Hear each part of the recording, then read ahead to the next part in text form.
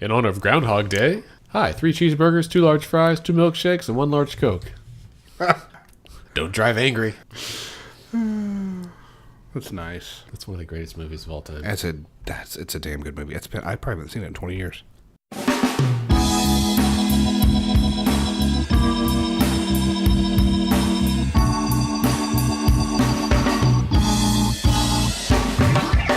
Hello, everyone, and welcome to Let's Pod This. My name is Andy Moore. I'm one of your hosts. I'm joined by the effervescent Scott Nelson. Nicely done. This week, I realized there's a lot of words that we all know. We just don't use them in regular conversation. I think we should. Okay, you know what? I'll take being effervescent. When's the last time you used the word effervescent? It's been a minute. Honestly, it probably was in the context of a Friends episode. Really? The one where Chandler takes a bath. Oh, that's a good episode. Yeah. The bath salts. They're effervescing. That's right. It's different.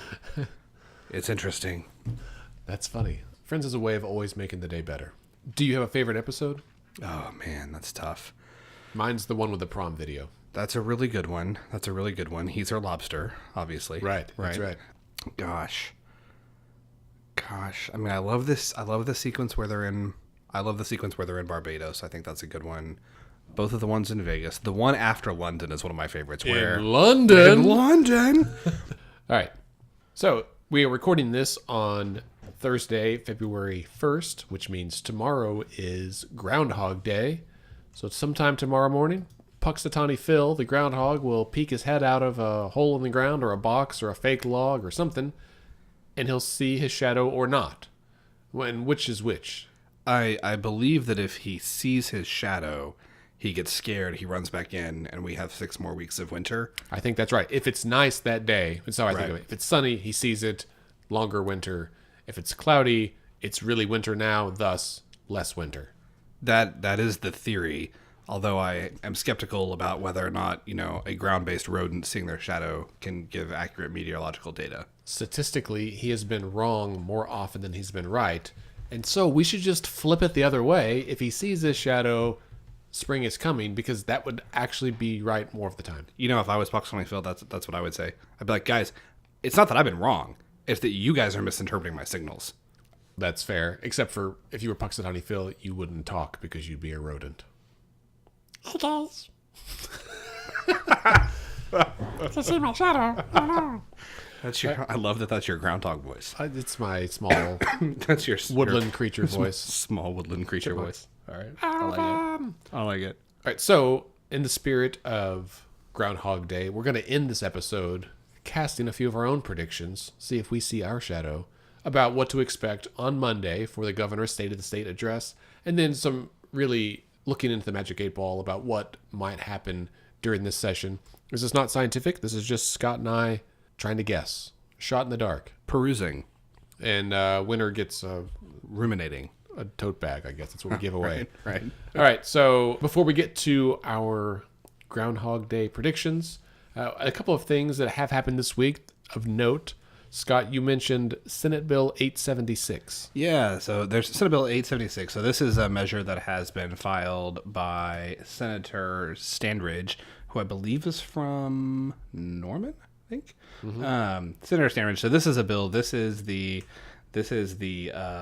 Right Side Up Government Act of 2018. This is interesting to me. I mean, the title's half the battle, right? This is an interesting bill. So this would replace legislative liaisons with legislative auditors. So right now, many state agencies, there's 145 state agencies that fall into this category, have a staffer, an employee whose really their sole job is to go to the Capitol, interact with legislators. They talk to the representatives, they talk to the senators about, here's what's happening at our agency. These are the projects we're working on. Here's been recent successes. Here's maybe things that we need to improve on. Oh, and by the way, these areas that we need to improve on, it would be super helpful if you would give us more money so we could do better jobs. Right. They've got to answer questions, and there's no way that the legislature can know everything that's going on in every state agency. And so they need to ask questions and find out, like what's happening. Well, the health department, certainly what's happening over there.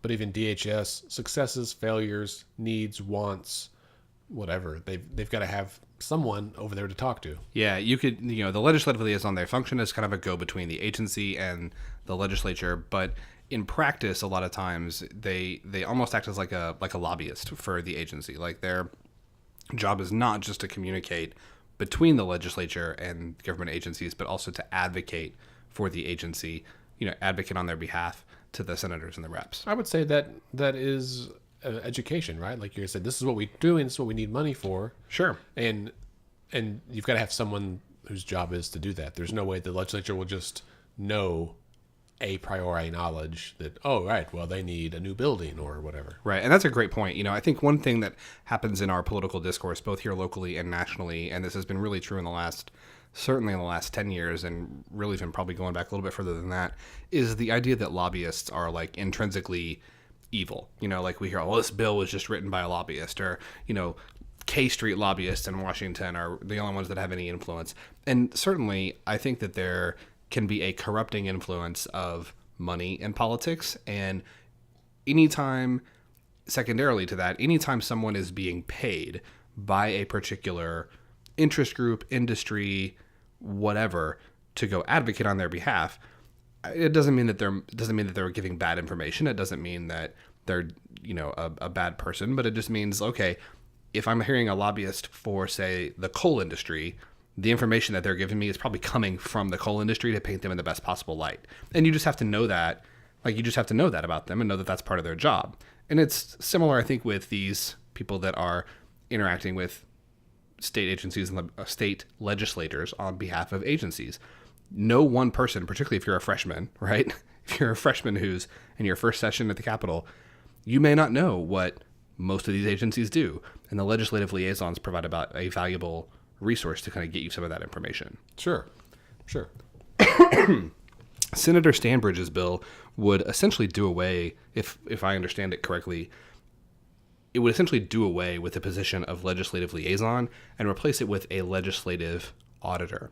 So this would take these employees who now work for these particular agencies and replace them with an employee who reports to the legislature. So the legislature writes their paycheck. And part of their job would be to kind of conduct ongoing internal audits of agency finances, and so they could report to the legislature in a detailed way about how a particular agency is spending their money. And it has an exclusion for agencies where the executive director or the commissioner, whatever the head person is, if that person that kind of serves a dual role, they obviously wouldn't have, they'd be excluded. They'd still be director of that position. Yeah, so if the CEO of an agency or the director or whatever also serves as a legislative liaison, you're not going to replace the director with an internal auditor. It's an interesting bill, and this is, I think this is one of those bills that at first glance, right, like when you first hear about it, you're like, man, all the financial problems that the state's having recently, this sounds like a great idea. Like, why would one want to do this? You and I have talked here on the pod about how is it possible that the legislature doesn't understand how agencies spend their money? How is it possible that they don't know? How is it possible that these agencies, haven't been audited in 15 years or 20 years or what have you? But if you take a step back and think about what the implications are, I think it's a reasonable question to ask. Who then is going to advocate on behalf of these agencies, right? You're the Office of Water Quality. I feel, I don't know, I just made that up. I don't know if we have an Office of Water Quality. You've got some obscure agency that no one's really sure what it does. Well, there's lots of small government agencies that actually do important work. Isn't there a peanut commission or something? I mean, probably. I think it's a reasonable question to ask. Is it appropriate to just replace the legislative liaisons with someone who now works for the legislature and kind of do away with the ability of agencies to have that kind of professional advocate? Does that make sense? I think it makes sense. So I think it's worth mentioning or reminding that this is an election year. And so a lot of the legislation, a lot of the 2,000 bills that have been filed are aimed at being filed and not necessarily passing.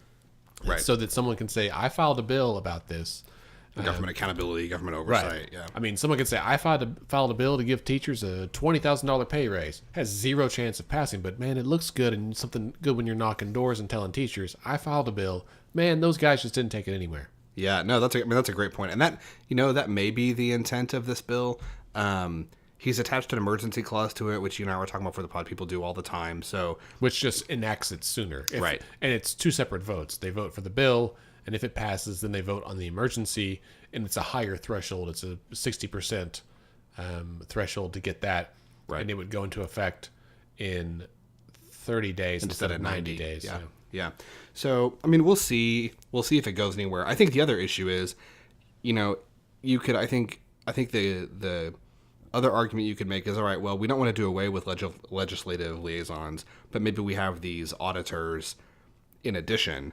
Well, now you're just creating a whole other, like you've basically, like it's a whole other department, right? Like you've just added kind of another layer of bureaucracy, which doesn't go over well in a small government state like Oklahoma. And two, I don't know how we would afford it. So I guess one question I would have for Senator Stanbridge is, why do we need this? We have a state auditor. We have a state auditor whose office is, I think, arguably overworked and underfunded. Why don't we just appropriate more money to the state auditor so that the state auditor's office can conduct this kind of oversight, do these audits where it's needed, and we avoid creating another layer of bureaucracy. We don't cost the legislative liaisons their job, and I bet that doing it that way would be cheaper. Well, and you'd already have people with expertise in auditing, that kind of thing. Right. My hunch is that I think the answer to your question is contained therein, that the state auditor's office is overworked and underfunded, and we have no money to give them. We could raise taxes. I don't have a snappy comeback, but yes, we could raise taxes. I do think it's funny that the bill is entitled the Right Side Up Government Act of 2018, which is different than the right size of government, which is another buzzword or phrase you hear tossed around. Indeed. So that was the bill that kind of caught my eye this week as I was, looking forward to Monday. A quick follow-up. There is indeed an Oklahoma Peanut Commission. They have a website, okpeanutcom, COMM.org. However, their calendar of events has not been updated since 2016, or they just haven't had any events since 2016. I'm a little bummed that in March of 2016, they had an Oklahoma Peanut Expo in Altus. I would attend. I love small town festivals. Oh yeah, and peanuts are delicious. International Peanut Forum. Well, that was in Spain. Hot dog. You think we could get somebody from the Peanut Commission on the pod? The USA Peanut Congress, the American Peanut Research and Education Society meeting in Florida, and Septemberfest, which is in September. It was about 2 years ago. Fun fact: I was part of the inaugural Septemberfest celebration held at the governor's mansion under the supervision of one Kathy Keating. Yeah. What was your role? I was in a sketch, if you will, a role-playing kind of situation. Some drama? Yeah, I was either Lewis or Clark or somebody. I was young. How old were you? I think 6th grade. Okay, so it's been a minute. Yeah. I will forgive you for not knowing who you were in this pivotal, seminal, dramatic moment. Yeah, I was one of those explorer type people. Fair enough. All right, so let's move from the Right Side Up Government Act of 2018 to a brief update on the Step Up Coalition. Continues to be the most talked about plan that I've seen in recent history. This is the plan put forth by the business community. On yesterday, I attended the Oklahoma City Chamber of Commerce, their annual legislative breakfast. And it was certainly, as any chamber would be, it's a business organization, so lots of discussion about the Step Up plan. They've also had some other people sign on, including some Democrats. Has truly become more of a bipartisan agreement, I think. We saw OU President David Boren sign on. We saw all of the living governors, including Governor Brett Henry, who was a Democrat, and Governor Walters, who was a very outspoken Democrat. That's a true story. And I think he was the one that surprised me the most. Like when he signed on, I was like, well, now it's getting serious. This is a big deal. The Oklahoma Oklahoma Education Association, the OEA, which is the teachers union, they signed on. The Oklahoma Hospital Association has signed on. So there's a lot of groups, including some of those groups that you might not expect joining forces with, like the oil and gas industry, let's say. From what I hear, is that everyone's like, listen, OEA would like to get a $10,000 teacher pay raise. They have a bill for that that's proposed this year. The step-up plan would give them a $5,000 raise. And they're like, you know what? That's better than nothing. Let's don't be jerks. Like, let's not bite the hand that feeds us. We need a teacher pay raise if this is going to pass. Don't let the perfect be the enemy of the good. Right. Yes, there you go. So I think those kind of things we're starting to see more and more groups sign on, more and more kind of people of note. However, are we seeing any legislators sign on? That's what I was gonna say. I heard two different numbers. I heard a Democrat say that there were 71 votes, and I had a Republican tell me there was only 40 votes. That seems awfully low. There's more than 40 votes. Yeah, but the last I heard was 71, and people think that some of it, there may be a few. I think a few of those core Republicans, the Platform Caucus, the far right. No tax, no way, no how. The same people who killed every other revenue measure. Right. That they are, maybe a couple of those have cracked and are flipping. But I think there's still a couple of Democrats that are in flux as well.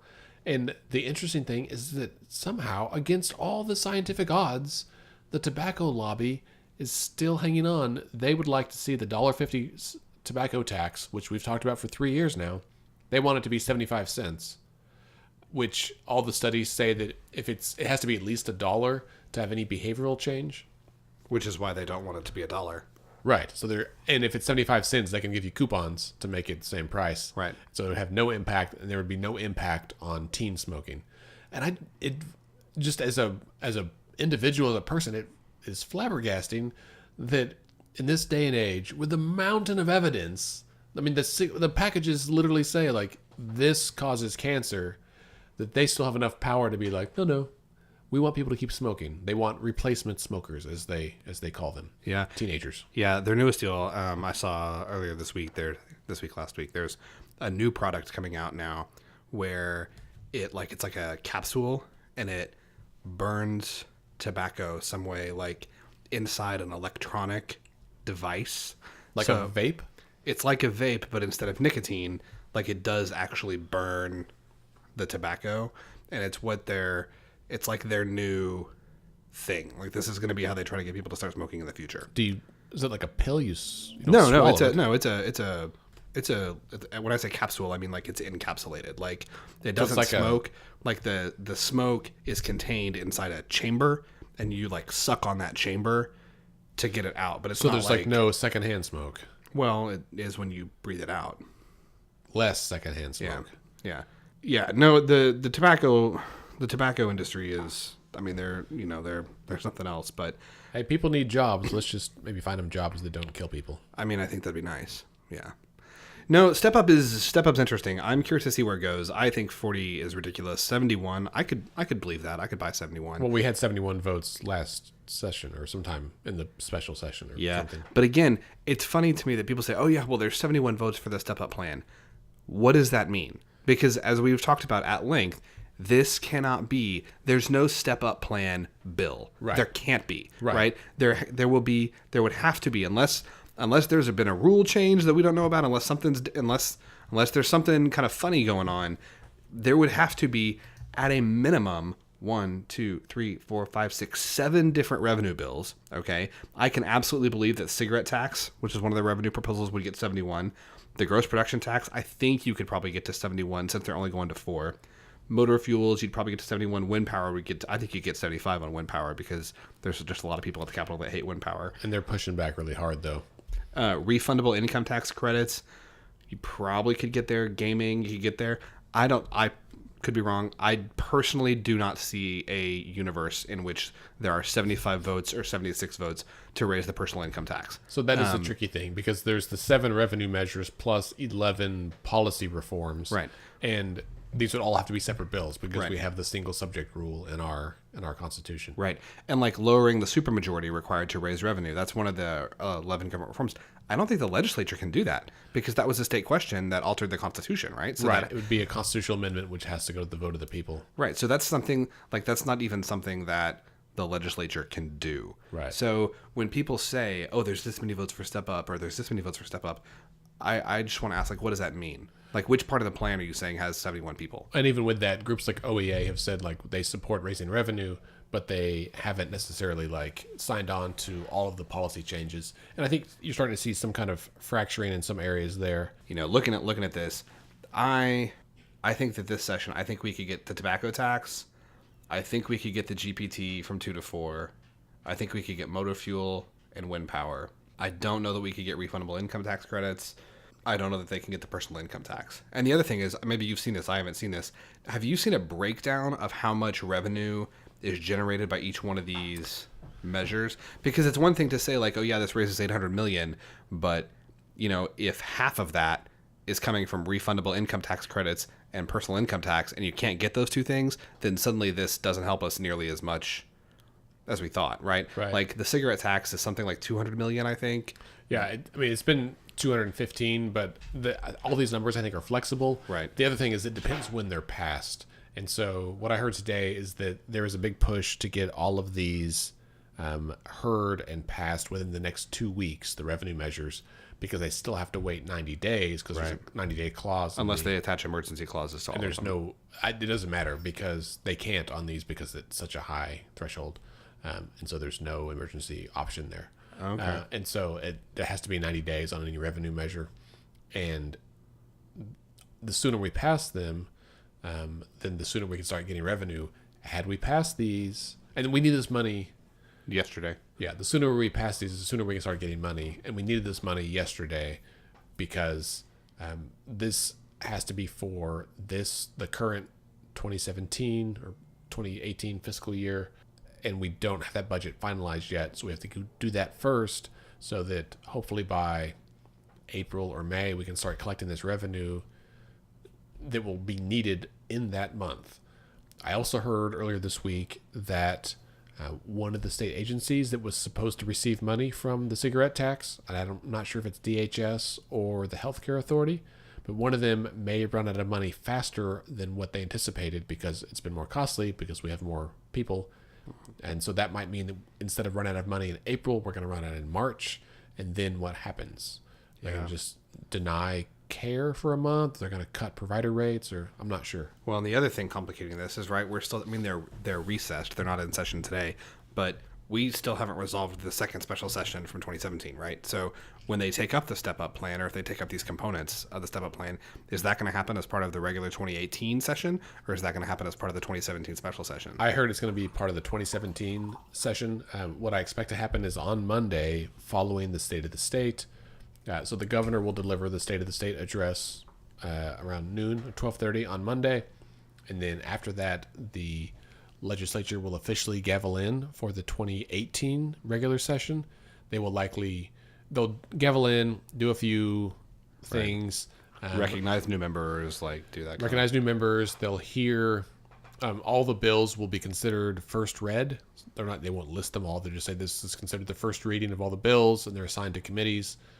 And then they will gavel out at some point, and then gavel back in as the 2017 second special session or extraordinary session, and start the process of here, because these bills have to still be heard three times before they can really be voted on. So they got to get that process going, like on Monday, with the hope they can vote on them and get them passed within 2 weeks.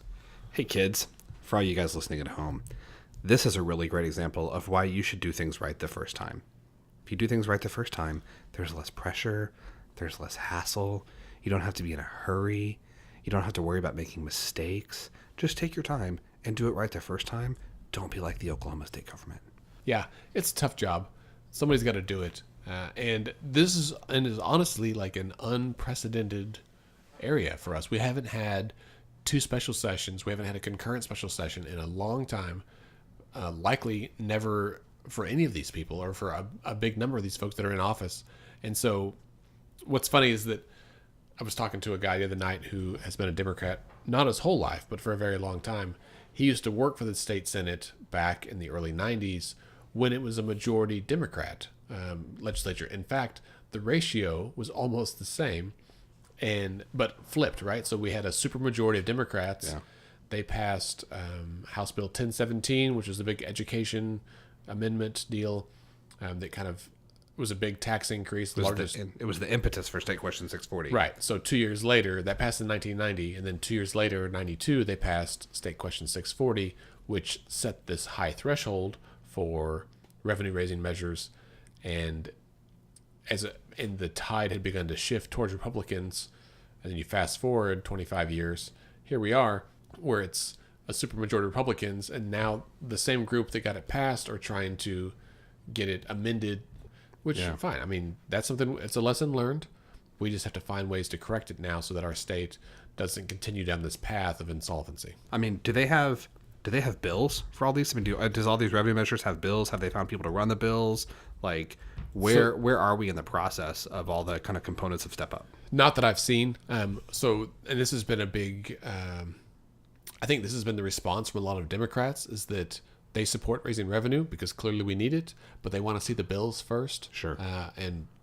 Okay. I mean, we all want to see the bills. So they haven't actually been put out there yet. And that's kind of why they got to start the process this week, is to really get the ball rolling.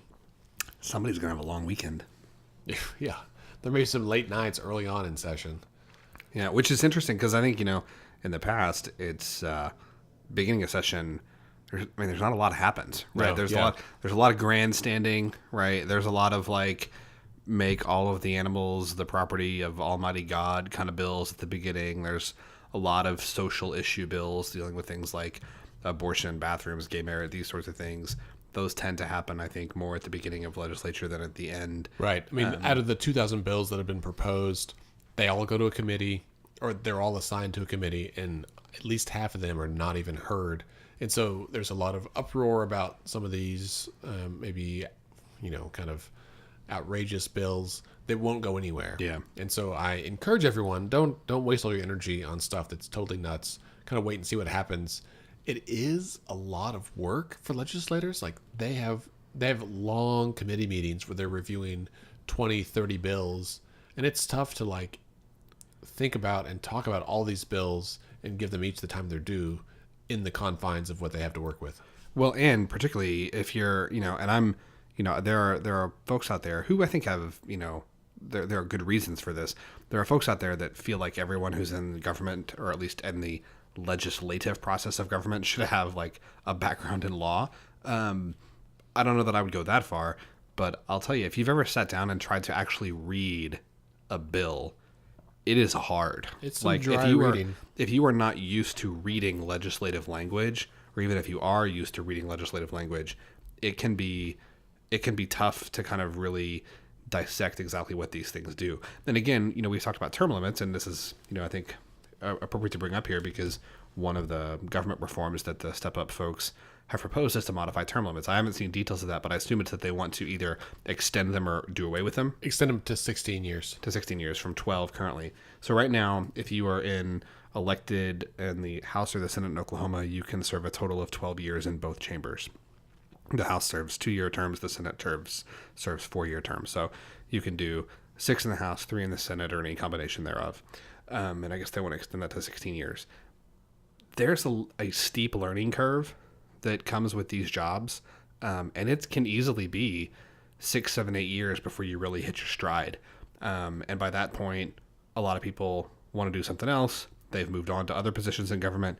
There's a lot of people who don't serve out the full 12 years. So there's really a lack of institutional knowledge. It's interesting to see, or it will be interesting to see on Monday. I think you're right. I don't think that anyone currently, in fact, I know, because of term limits, no one currently serving in the House or the Senate has ever had a concurrent special session and regular session.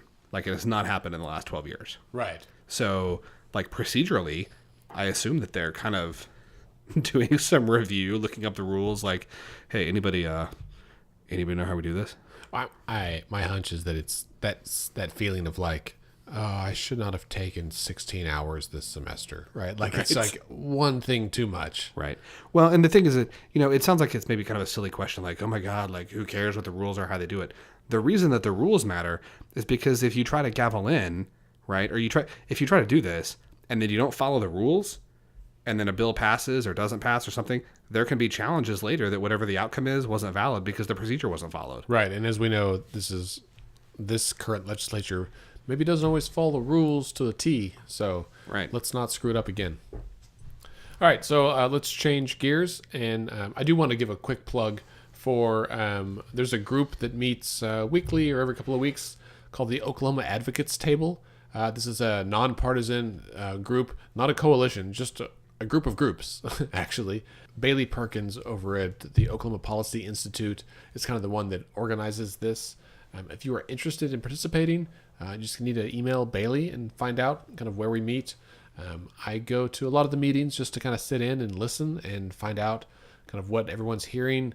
So it's a pretty open group. It's not secretive or anything. And so if you're interested in participating, there are some citizen advocates that come just on their own, as well as some representatives of certain organizations or trade groups.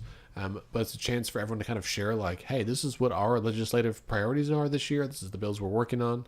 For me today, the first meeting this year, I just said, for Let's Fix This, we're just hoping to get a lot more people to the Capitol. We're really hoping people will show up, tune in and show up. We're not pushing any policy. It's just a chance to get involved. And speaking of showing up at the Capitol, your very first opportunity to do that is coming up in about 4 days from today. That's right. So Monday, February 5th, State of the State Address. Governor Fallon will be addressing the state legislature, giving her annual speech where she outlines her priorities for the 2018 legislative session and for the state throughout the year.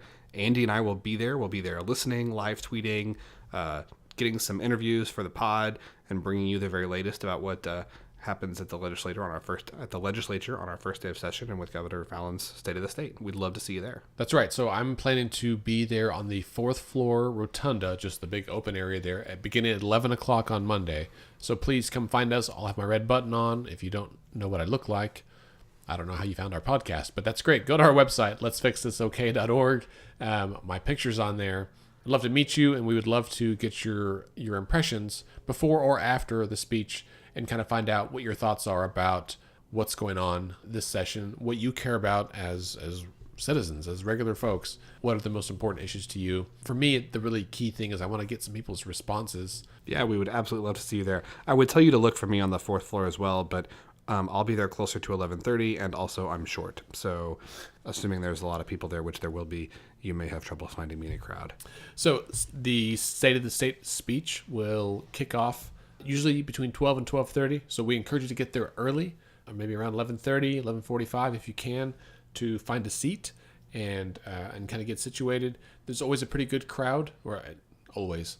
Last year when I attended, which is the only year I've attended, there was a pretty good crowd, and it was really interesting being there in person, much different than watching it online, because you can kind of feel the pulse of the room. You can feel what proposals, how they land with the legislature. For the last several years, the governor and the legislature have not always seen eye to eye on things. Yeah, and the speech has not typically been, when I say typically, the last few years, has not been really well received. The moment I can think of last year was the governor was talking about, she said, we have a revenue problem. And everyone was like, yes, we do. It's like, I want to do this and that. We got to, raise revenue, do this. And she said, I want to raise taxes on everything except personal income and the gross production. Well, she said, yeah, she said, I want to, repeal the tax on groceries. And we're all like, yeah, that'd be great. But also we need money. And so it's like, we need more money. We're going to cut taxes on groceries. And you're like, yes to both of those things, but they don't necessarily go together. Right. And then she proposed raising taxes on all services, or on like 652 services. And some of those didn't make sense. Some did. So it was kind of a mixed bag. And so it was really interesting to kind of look around the room and see people like kind of scratching their heads, and some folks whispering to neighbors of like, yeah, but. And that's something I would not have caught if I was watching it online. Yeah, absolutely. Absolutely. So, Andy, what, I just said absolutely twice, back to back. Absolutely. For those playing the drinking game, You'll get hammered if you take a shot every time I say absolutely. Absolutely. So, Andy, what are your top predictions for the state of the state? What do you think is going to happen on Monday? So I think she's going to propose raising taxes on services again. I think that she will heavily promote the Step Up plan. I don't think that she will specifically state raising taxes on income taxes, but I think that she will. I want to say something about the GPT, but I don't know that she'll even address it directly. Besides, like, we should look at this. I'd be curious. I don't know who writes the governor's speeches, but as you mentioned earlier, some of the policy changes are things the legislature can't change, and so hopefully she will not address those because it's moot. But it's like a cow's opinion. It's moo. It's moo. Yeah, no, I think you're right. I think that she will. I think she's gonna. In terms of, I think you're right. She's gonna heavily promote parts of the Step Up plan. I think she's gonna unequivocally endorse and call for a teacher pay raise. Yeah. I think that there are several of the revenue measures that she's going to endorse specifically. She's going to come out in favor of the cigarette tax, the fuel tax, the wind power tax, the gaming tax. I actually think that she will probably not call for an increase in the personal income tax. I think she will call for refundable income tax credits. I think she's going to call to do away with some of those. I think also she will heavily promote criminal justice reform. Yeah. She did last year. Yeah. It's a common sense thing that everyone supports. Except for like 5 people in the house. Well, the holdup was Biggs, and he's gone now. He moved up. True. So I think we might be able to get those passed this year. So, Scott, I'm going to propose that we hold off on giving our predictions for what's actually going to happen during this session until Monday, until our recording on Monday. And during that, we're each going to give our predictions, a yes or no, on like a pass or no pass on a list of things, and we'll make that list publicly available. And so if you as listeners, we'll put it out on social media and send it maybe as an email as well. If you want to cast your votes and send it in, whoever gets the most right will get something, maybe a tote bag. I mean, that's been our gift of choice. Yeah, but so far I've funded those out of pocket. I'd like to. We'll make it interesting. Whoever wins, we will love to have you as a guest on the pod, and I will personally finance a nice bottle of whiskey or wine or beer, your choice. What if they're underage? Well, then I'll sparkling grape juice. Then I'll think of something else. I'm assuming we don't have many. Under 21 listeners. Ye of little faith. Nah, that's. Yeah. So if you win, if you get the most right on this list, and we will reiterate this, and we'll hash out the details on our. We're making it up as we go along. We'll hash out the details on Monday, but the winner, we'll say, gets to come on the podcast with us and something else. Yeah, yet to be determined. Something delicious that you'll enjoy. All right, great. So as a quick recap, we do have some upcoming events. We've mentioned Monday, February 5th is the State of the State address. Just plan on noon on Monday. Think about that and show up if you can. And then remember that February 22nd is our first Capitol Day, 9 o'clock in the morning in the Blue Room. It's on the second floor. Go to our Facebook page. We've got the event there, facebook.com/Let's Fix This OK.